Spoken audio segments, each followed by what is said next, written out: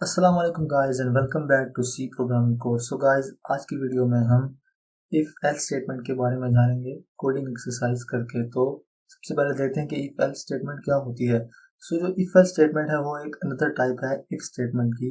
ये एक block of code को एग्जीक्यूट करती है जब कंडीशन ट्रू होती है या फिर दूसरी कंडीशन फॉल्स होती है। इसके अंदर इसकी किसी भी सिचुएशन के अंदर एक जो ब्लॉक होता है वो एग्जीक्यूट होगा और दूसरे को स्किप कर दिया जाता है। इसको हम कोड के जरिए समझेंगे कि ये कैसे होता है। सो उसका सिंटैक्स होता है, सबसे पहले हम इफ लिखते हैं, फिर ब्रैकेट्स के अंदर हमें कोई भी कंडीशन लिखनी है वो, फिर देन स्टेटमेंट नंबर 1। अगर पहली जो कंडीशन है वो ट्रू है तो स्टेटमेंट 1 जो है वो एग्जीक्यूट होगी। अगर कंडीशन फॉल्स है तो एल्स वाली जो स्टेटमेंट है वो रन होगी। तो अब हम इसको कोड के जरिए समझते हैं। इसके लिए हम अपने VS कोड के अंदर चले जाते हैं। सो गाइज, हम अब अपने VS कोड के अंदर आगे पिछली जो वीडियो थी उसमें हमने एक इफ स्टेटमेंट के लिए हमने एक सिंपल सा कोड लिखा था जिसमें हमने यूजर से 2 नंबर इंटर करवाए थे और हमने चेक किया था कि 2 नंबर इक्वल है या नहीं।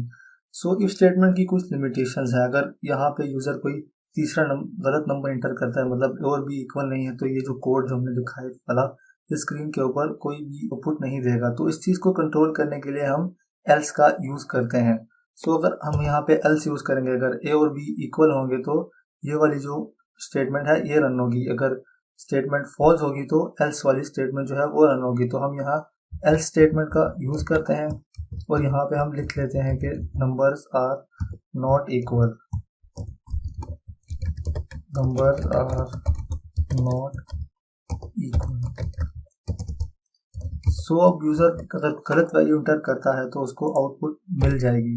अगर हम सिंपल इफ स्टेटमेंट लगाते तो यूजर को कोई भी आउटपुट ना मिलती है। तो गाइस, अब हम इस कोड को रन करके आउटपुट चेक करते हैं। तो सबसे पहले हम यहाँ पे नंबर इंटर करते हैं 3। उसके बाद हम कोई दूसरा नंबर इंटर करते हैं तो 3 के इक्वल नहीं है, हम यहाँ पे 4 इंटर कर लेते हैं। तो हमें इसकी आउटपुट मिल जाएगी कि नंबर्स आर नॉट इक्वल। तो इसमें ये होगा कि सबसे पहले जो ए और बी, हम पहले 2 नंबर इंटर कराएंगे यूजर से, फिर इफ स्टेटमेंट के अंदर जो प्रोग्राम का कंट्रोल होगा वो यहाँ आ जाएगा। तो यहाँ पे आके चेक करेगा कि क्या ए और बी जो दोनों वो हैं वो इक्वल हैं। तो अगर वो इक्वल होंगे तो ये वाली जो स्टेटमेंट है ये रन हो जाएगी। अगर दोनों इक्वल नहीं होंगे तो जो प्रोग्राम का फ्लो होगा वो यहाँ पे आ जाएगा एल्स के ऊपर। अगर दोनों इक्वल नहीं है तो फिर एल्स वाली जो स्टेटमेंट है वो रन होगी। अब हम यहाँ पे एक और कोड लिख के इसको सही तरह समझते हैं। सो गाइस, अब हम यहाँ पे इफ एल्स को समझने के लिए कोड लिख लेते हैं जिसमें हम चेक करेंगे कि 2 नंबर यूजर से, एक नंबर यूजर से एंटर कराएंगे और चेक करेंगे कि नंबर ऑड है या इवन। तो उसके लिए हम कोड लिखते हैं यहाँ पे।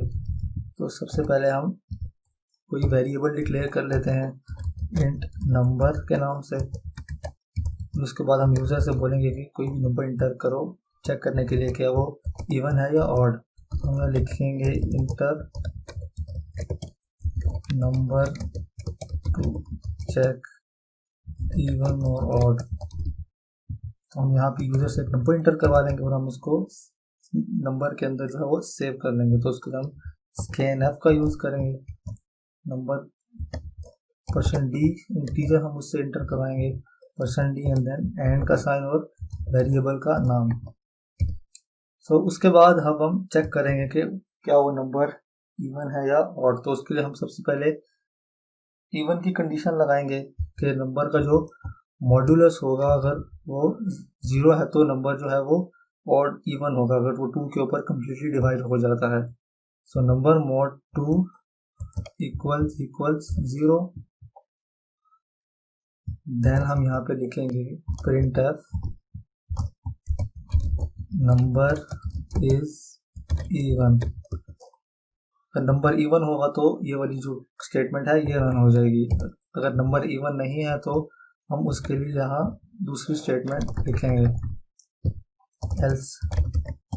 Else print F number is odd.